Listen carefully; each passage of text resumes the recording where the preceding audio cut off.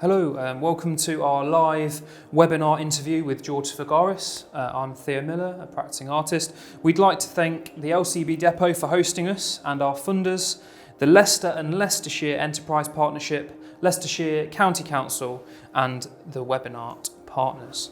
So, hello George. Hello Theo. So, could you just start off by briefly describing yourself and your practice? Sure. So I was born in Greece, but I've lived in England most of my life. I taught for a long time, for about 30 years, and then I made a conscious decision to leave teaching to pursue a career in art, which was always a plan that I had in the back of my mind. My practice is about really telling stories, and I'm sure the themes will come up in our discussion, so I'll leave it at that. But I guess I'm a storyteller. Okay. We'll start off. Got some questions, they might come in and out of order. Do you make work with the intention of people understanding it? What happens if your work is not understood? Well, it's a big question, isn't it? I think I don't make work to be understood, but I make work where there are themes that are universal. So, for instance, I might use symbols that are particular to me, but somehow I try to make them accessible in some way. So I will use some devices that give access into the work, but some of it might be closed off.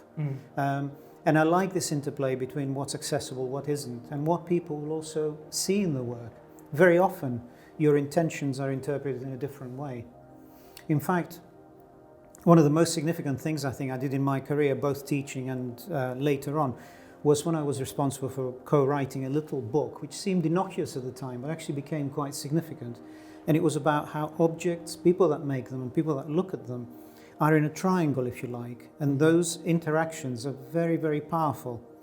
And the messages that the work carries, of course, are very unique to the artist, can be culturally defined. And the person that goes up to look at the object might bring with them a whole host of things that the artist didn't anticipate. And I find that relationship really, really powerful.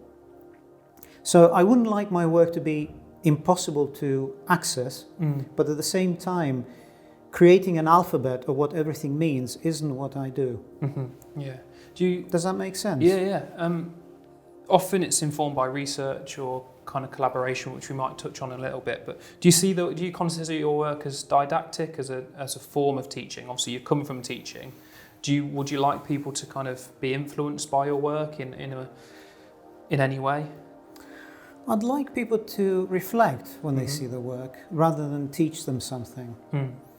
Because I think it's like, it sounds like a cliche, but it's like opening a window to something. And I like people to perhaps think, that I hadn't considered this. And let me look at it a little bit more deeply. And the way that they will look at that will be defined by their own sets of beliefs again. And I'm happy with that. So it's really not didactic, but it's more about giving access to things, particularly things that are in danger of being lost, like histories that are forgotten, things that are perhaps neglected. Because, we were having a conversation off camera earlier about curating. And the way that history is curated makes, is very interesting to me. The way that nations define themselves by curating certain aspects of their past and letting go of other things. So not to meander too far away from the question, not didactic, more about really like throwing a light on something, if you like. Okay, yeah. How do you define where that light lands? Is it formed personally from your own personal histories, or is it... do you come across people that you meet and you kind of collaborate with them? How does it work? Well, it often starts with a spark, and a lot of people have written about where does art come from in ourselves. A lot of it comes from formative experiences that we've had in our childhood. So I would say that the light that I shine, and where I shine that light, is about things that I want to investigate for myself. Sometimes they're universal themes, like migration. My family were involved in a wave of migration in the 20s. So I'm kind of interested in shining that light on a particular aspect, but really exploring it for myself. It's part therapeutic, part investigative, part really about finding out and reconciling yourself with a past that perhaps you're not familiar with. How do you gauge the quality of the work that you make? That is probably the biggest question of all, isn't it? Well, it's a constant struggle, isn't it, between, I taught art for a long time, and I knew when I had a very talented student. At the same time, I knew when I had a student whose ability to tell a story, to go beyond the ordinary, was not matched by their skill, their actual, practical skill. Both those things were fascinating to watch, and both those things were evident to me from the outside. So I try to employ a little bit of that critical teacher, if you like, in myself. So I know when I do something and it doesn't quite fit the bill, and people say, oh, you're too critical, but actually I don't think I am. I think I try to pull back from that overt, criticism of yourself, because that's destructive. But I ask myself the question, does this really mean something to me? That's the first one. Is it significant? Is the story worth telling? And then I will find the means to tell it, and hopefully the means will match the gravity of the story, or the importance of the story, or the theme. But it's a constant search for matching the two things up, the story that you're trying to tell. In my experience, if you feel it, there's a feeling that all artists get. I'm sure you as an artist will feel that too. When you're really fascinated by something and you want that moment to last forever, you want to make that piece of work, nothing else matters, everything else disappears. And that moment's amazing. And if you can sustain that as you do your practice, as you come to new pieces of work, new themes, I think that can really be massively life enhancing. Talk a little bit about, that's a really nice kind of segue into, so you were a teacher for 30 years and left teaching, retired early to make art, maybe in search of those magical moments. But recently you've been very busy and working on loads of projects, which I would say everyone try and kind of hunt out and look for. You won't need to look very far, I wouldn't imagine, but often working internationally as well. Was this what you foresaw when you retired, or was it accidental? Like, are you in a good place? Is this what you envisaged? No, not at all. I mean, I thought that retirement would be a low impact enterprise. And apologies for the noise, of course we are live, so and it might carry on for a little bit longer. Shall I move it? Let's just move that for a second. Just in case any of you thought that this was being recorded for airing later on, now you're completely reassured that we really are live. Never worked with children, animal or banners. Or small plastic fixings on glass. So I had no idea what was going to happen. I mean, I painted throughout the teaching career. I hope this is of interest to the audience, but for me it was like a way of escaping the stresses. At the same time, I had a feeling that what I was doing was really meaningful. I didn't know to what extent, on what level, and I wasn't really showing the work. But it felt really important to sustain it. When I retired, I thought this would be a low impact enterprise. I would perhaps, relax a little bit, but actually it's become completely different to what I envisaged. In fact, it's taken on a life of its own, without any calculation, without really organizing exhibitions and things like that. And I know you're going to ask me how that happened, right? Yeah, in a minute. So I brought a couple of things which were kind of pivotal in kind of giving me, if you like, a new career. I never really saw that this was going to be a career. I thought it would be an interesting way to kind of, reflect on a long teaching career and to do something that was less stressful. Yeah. But it's become quite busy and it's become quite international and it's become quite significant now for me. Yeah. Should we talk a little bit about those two kind of pivotal moments? Yeah. You want to talk about those? Yeah. I suppose that, pivotal moments were moments when I jumped into a project that felt extremely important to me, but perhaps was not really, there was no demand for it. Nobody asked me to do it. It was self-generated work. But it connected with things that already existed and were kind of significant. And one of them was a collaboration it became a collaboration eventually with a very interesting place in Greece, which is now a museum and a place of worship, but it is the last remaining synagogue on Crete. The story of the community there became quite important to me because of stories from my mother, that she experienced the war as a child. So this was really a labor of love. I was committed to doing it. There was no reason to do it, but now of course it's become a commercial book. It's been published by the the Association of Synagogues in Greece and the Jewish Council. And it gave me kind of, it wasn't the most comfortable thing to do. And I think this perhaps delves into the realm of advice now, that it was that discomfort that I felt in doing this, in researching it and finding out information that was not readily available, and perhaps was actually also omitted on purpose for political reasons, the thing that we're talking about, curating knowledge. So that was the first thing, I guess, that really was, if you like, a political statement. My work wasn't political, it was about what mattered to me. And that became sort of like a launch pad which connected me with lots of people internationally that work there now, because the place, there is no Jewish community there. There are people from all over the world that go to volunteer and work there and so forth. And that connection was very powerful. It led on to many things. Through word of mouth, through other, people that came up to see an exhibition and to actually buy the book and so forth. And that was a pivotal moment.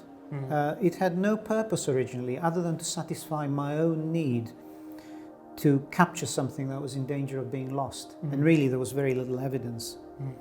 And that, so I would say that was a pivotal moment, yeah.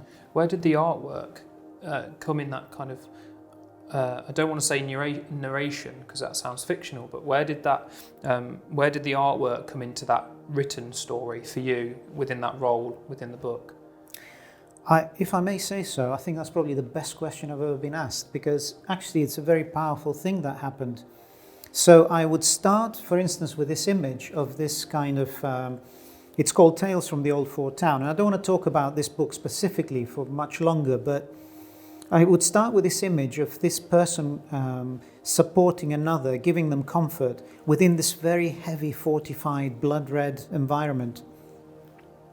And at the same time, I would be researching about the community and looking more deeply into sources, translations, historical documents of legal cases that, mentioned the Jewish community and so forth. And it was a funny thing that happened. One drove the other. I wasn't writing a history and making a piece of work. I was doing a piece of work and then I would stop and go and research. And it's like the chicken and the egg. What came first? It's a very powerful question, that, because I think in making art, you don't have to write a story and illustrate it. Yeah. And I think that's kind of important to point out. So, yeah, that's how it happened. It was like a really, it will sound like an exaggeration, Theo, but it was like it's like when you fall in love, and you want to do everything possible for this person, it was a bit like that. Funny thing. And you were doing both sides of that. You were doing the research and the visuals as well. Has it changed when doing new things where the research isn't as much in your hands, and then you're coming into it more as the visual artist side of things? You mean like commissions? Well, no, working with. So you're the researcher there, and they both go hand in hand. But then, if you're just the visual artist on one side and there's the research on the other, how do you work with that relationship? Is it a communicational thing? Is it? Do you need to work with something that you're passionate about so you still get that feeling of love? Yeah, it's very difficult to answer that because I think it's like a continuum, and you're not going to fall in love with everybody that you meet. You're not going to fall in love with every project. But the ones where I've really felt that I was completely immersed and it was something that I needed to do, they for me, they stand out as being much more significant, much more interesting.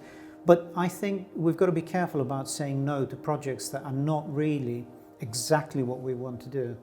So recently I've been offered to do some work, And I thought, no, this is good work that's happening here. I can get involved with that. It wasn't my idea originally, but I've kind of, embraced it. I think you've got to embrace those things. And sometimes even when things don't fit, they give you an amazing amount back. A residency in Germany recently was not what I would have chosen to have done, to work in a religious environment. But my goodness, the people that I met there, and the possibilities now of traveling to Israel, to Nepal, those things would never have come up if I'd said, well, that isn't quite me. I think that's a thing not to say, if I may offer a little bit of advice here. It's like, really reflect, because there is value in a lot of stuff that you wouldn't necessarily come up with yourself. So I think you have to embrace it and look deep for, bringing to the fore everything that you've got to give it. Is travel important? You talked about there are a couple of residencies. Talk a little bit about those and how that's important. Is it a sustaining thing to stay excited, or is it? Well, I think it's not just the travel, it's also something to do with discomfort. And I know this will sound really funny, that I don't go out looking for places to be uncomfortable in. I'll give you plenty of those. No, it's not a question of that. And I'm not saying that any of the residencies I've done have been uncomfortable, not far from it. But, it's very easy to stay in your comfort zone and think, I know what I'm doing. I can get everything I want here. There's nothing wrong with that. I've got great respect for people like Frank Arbach, who, has stayed in one place all his life, and yet, is a transformative artist. His ideas are, wonderful. But for me, something happens with that discomfort. Something new awakens in you, and I think travel is important for me, But more than that is the fact that suddenly you're out of your comfort zone. You have to ask for things. You have to look for the stories. You don't have all the answers. And that displacement, I think, resonates with me, because I connect that to moving countries perhaps, or going to another environment where you have that discomfort. But with that discomfort, there's also an opportunity, So travel is, for me, important. Could you talk a little bit about social media and how that informs your work, or how that allows you to reflect on your work? Sure, and I think it's probably very apt that we do talk about it. I mean, when I started as a student, there was no social media as such. If you wanted to show your work, you had to really struggle to find a gallery. Then, maybe 100 people would see it if you were lucky. Now, as soon as I make a piece of work, and I'm sure it's the same for you, you can post it, you can choose to post it, and immediately you've got an audience. The difficulty for me comes where there is an awareness creeping in that you are constantly being watched, that your audience is always there.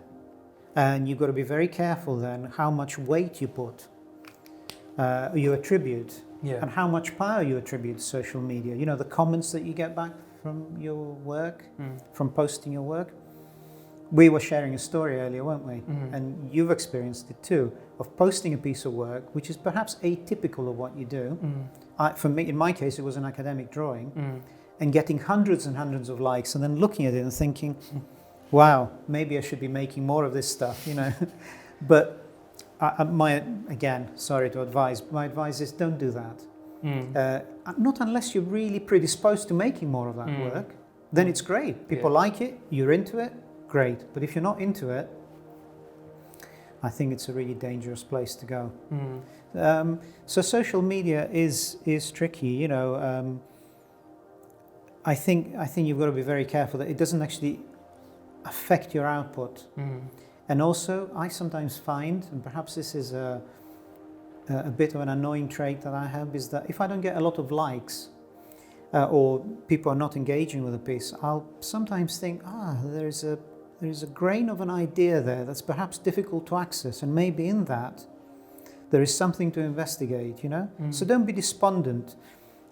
A lot of people will put something out there, and if the likes don't come in, because I'm afraid that's the world we live in now, they'll think, that was a rubbish piece of work, I better take that off. I say leave it and see what happens. Yeah. It's just another way of just seeing what's happening to the work, but don't use it to inform your practice. I think that would be a major mistake. Do you feel there's a pressure there to have that constant? I'm sure if you attend things about it's building up a regular posting routine and things like that, and you talked about moving away from that work that's like almost feels 9 to 5 or non-escapable. Do you feel there's a pressure there from social media to keep that showing your work as well? I suppose especially with the studio practice, there's artists that I'll speak to and they say, yeah, well 60% of my work never leaves the studio. But with social media now, it's like, let's see that 60% then. It's less controlled. Yeah. Do you think there's a pressure there? Do you feel that pressure maybe? Sometimes, to be honest. Sometimes I feel there is a pressure. I mean, it's like everything else. I kind of have to reflect on what I'm doing. And it's not, I don't have any clear-cut sort of policies. I'm only going to post once a week, or this isn't good enough to post. As I say, sometimes I just put it out there. Yeah. There's a way of getting almost like testing what's happening. It's like a little test. It also, for me, it makes me think about the piece in a different way. Once it's gone out there. For instance, there have been times when I posted something and it's not been very popular. But one person will come back to me with a comment saying, wow, that's changed something about the way I look at things, or they will make a very positive comment. And it might be just one person. I kind of think, maybe that is the didactic thing. Maybe that is the teacher putting stuff out. I don't know. But I don't have any clear answers. But I think there is a pressure on artists now to post, definitely. Yeah. Which perhaps wasn't there some years ago, and it has changed our practice. It has changed the dynamic. But social media for me has been more good than bad. For selling work, for connecting with people, for putting out messages that are important and other people sort of connecting with me, for creating an international group. That would never have happened. I suppose you see that kind of networking when people have lost families or things like that, as a way of connecting to people that previously wouldn't have been connected to. Got a couple of quick questions, I suppose. We're kind of getting towards our time, I think. But a little one that's come up there. How would you... what do you think for you are the differences between a physical audience that's viewing your work in a gallery and a virtual audience? A physical audience and a virtual audience. Okay, that's a new one. Sorry. No, it's fine. I'm really happy to consider that question, because that's, well, I mean, they're very distinct, aren't they? First of all, you have no way of knowing what the virtual audience are thinking. I mean, unless they post something back. With a real audience, you have this immediate response. In a way, I find the virtual audience more easier. Because when you're there physically present, as I was recently in the exhibition, and people would come in, I felt much more responsible. I was like, I suppose it's like being out with your children and they misbehave and somebody makes a comment and you say, I'm sorry about that, So in the exhibition, when people said, well, so why did you do that? You felt really accountable. With social media, there's less of a responsibility, perhaps, unless you're putting out messages that are there to really invoke some kind of strong feeling, which I don't do on social media. But the differences are stark. It's a very different experience. I mean, I've designed a virtual environment. I was commissioned to do one, which I've not talked about before, but for me that was really much easier to create work in an environment that was virtual. It felt really quite liberating. I didn't invest so much of myself in it. Somehow I was removed. There was a distance. With the physical things, your hand's been on them. It's tactile. You've been down on your hands and knees, making the work. You've invested, like a lot of physical effort. I think there is a distinction for me. Perhaps that will lessen as time goes on. I suppose, last question probably, what advice would you have to give to other artists on how to approach making work or anything like that? Okay, so You'll be pleased to know that my advice is very brief. Okay, so my advice is that if you've got a chance to do some work on a particular theme, take on the work and only ask why it should be made, not how. Because very often somebody will give us a well, I've been offered to do some work, and very often I'll be thinking, oh, I'm not a filmmaker. I couldn't travel over there and do film, But actually, I've changed now. I think, sure, I won't make a film that is, as impressive as someone who's been making films all their lives, but I can perhaps work with somebody or take them with me or collaborate, So don't ask how you're going to make the work. Ask why you're making it. Why is this work important? Why should you make it? Why should you be involved? And that applies to your own work as well as large commissions. That's really, really important for me. Be flexible when you're making work, you're collaborating or taking on projects or applying for grants and so forth. Let your convictions be the thing that guides you rather than the how and the why and so forth. Don't worry about the small stuff, and I would say don't become sidetracked with micropolitics or things that are a little bit awkward. Don't let anything stop you from having your work shown and your story told. That's really, really important.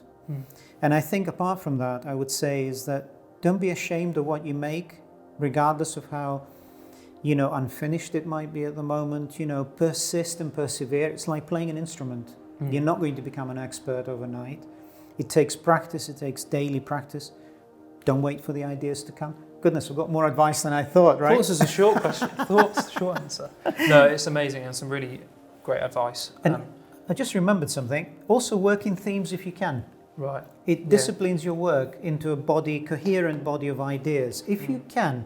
It's not for everyone.